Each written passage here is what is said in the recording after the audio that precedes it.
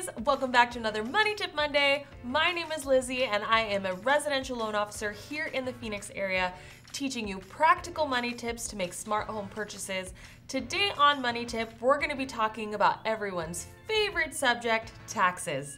I know how much we all love to pay them, and there's some critical things that you need to know if filing your taxes is going to prevent you from a future goal of a home purchase. Now, before we get into all of that though, I am going to ask you to like, comment, and subscribe to this awesome channel so you never miss a money tip in the future. Now, I might have been a little facetious when I said how much we all love to pay taxes, but my personal thought is if you're paying taxes, you're at least making money. So this season can mean so many things for people. It can mean you're getting a refund. It means that you're getting another bill.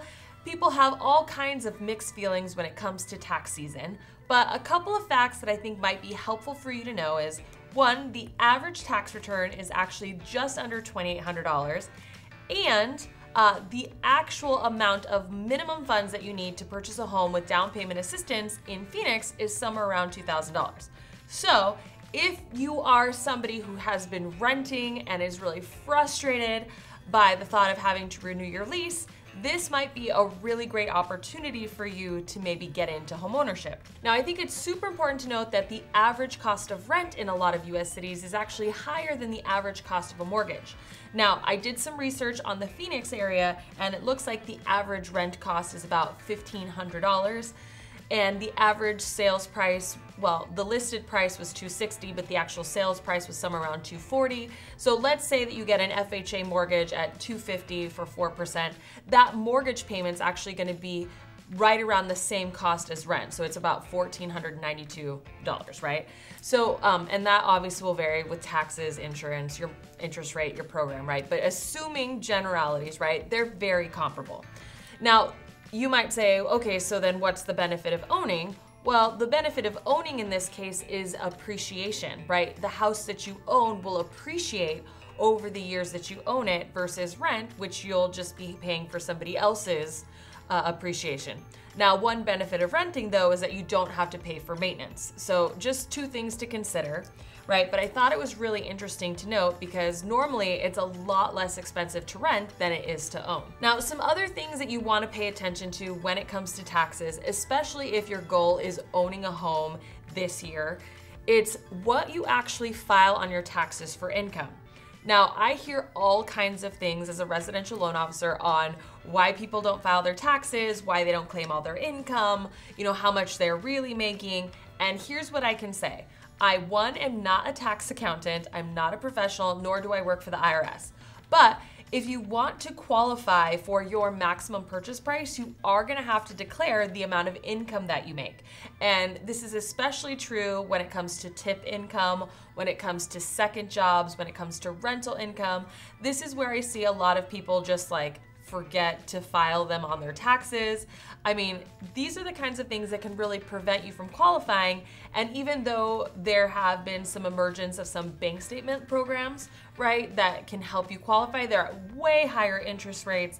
And honestly, you would save so much more money just declaring the money that you make. And there are a lot of really great ways that you can actually minimize your tax exposure through the correct write-offs, right? Because you don't know that we as mortgage professionals are able to write things back in, right, to your income, right?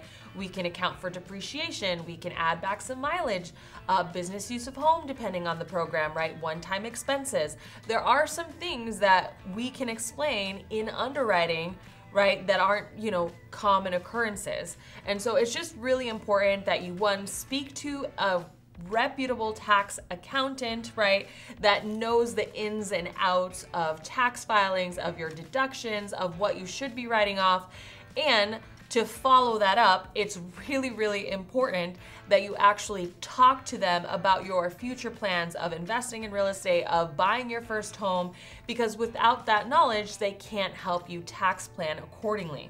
Now, and that's gonna be my next suggestion. It's actually sitting down with somebody at least once or twice a year, talking about your tax strategy, right? Like, how much income you plan on making, what your future investments plan on being, where are the potential opportunities for you to get tax deductions based on certain investments or certain sales, right? These are the things that a really great tax accountant will help you with, right? So don't fly, this is like why flying solo or using a TurboTax sometimes isn't worth the money that you pay for that, right? It could actually end up costing you more money to DIY your own taxes. One of the final things that I do see that people really get apprehensive about when it comes to filing their taxes, especially if they're self-employed, is people really don't understand the amount of taxes that they're going to be paying, and sometimes that amount seems very overwhelming, and if they haven't filed their taxes in the past, right, they just feel like it's going to be this elephant of taxes.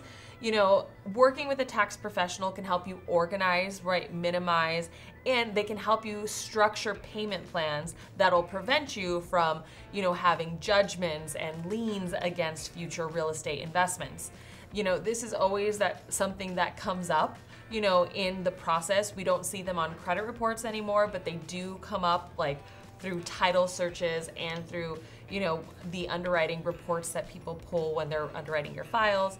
So really important to note, right? You can get a home loan still when you're on a tax payment plan, right? But if you don't, and the IRS comes after you, right, they could file a lien on the equity of your home and prevent you from selling it or prevent you from making any money on it. So super, super important that you file your taxes and that you prepare accordingly, or that you just deal with past tax issues, right?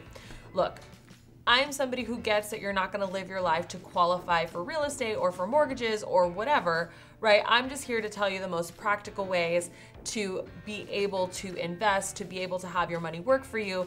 And I do know that one of the best things that I did for myself as an entrepreneur, as somebody who works in finance, is connect myself with people who really understood taxes, could really help me tax plan, and that way I could incorporate it into my budget, right, for the year.